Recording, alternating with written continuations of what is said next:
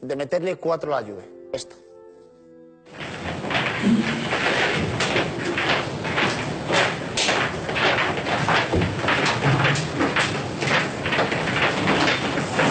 Solo dos cosas.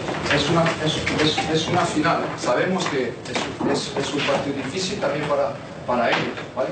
Lo más importante para nosotros, defensivamente, tenemos que estar más agresivos. Pero más agresivo en buen sentido de la palabra, no para que saque la tarjeta. Lo importante es nosotros llegar a tiempo. Entonces, estar un poquito más cerca todos, uno de otro, más cerca y más agresivo.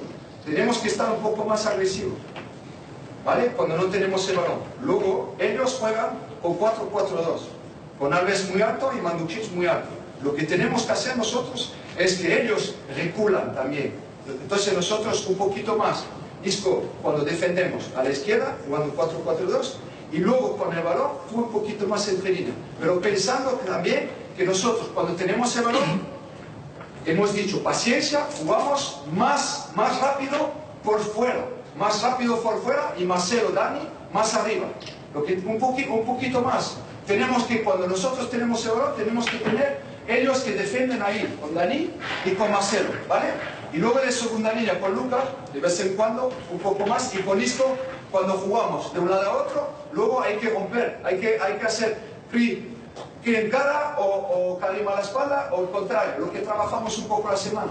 Porque tocamos, y luego el gol es esto, jugamos por fuera, centro, y al raso y marcamos.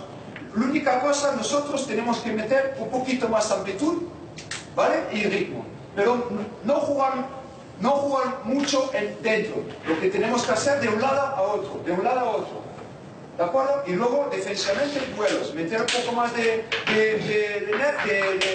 pierna y ya está, nada más.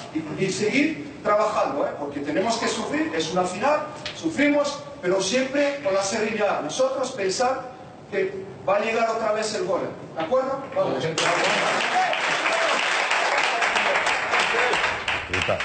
Impresionante. Es un regalo el documental, Sí, es un regalo. muy bueno. Es un regalo.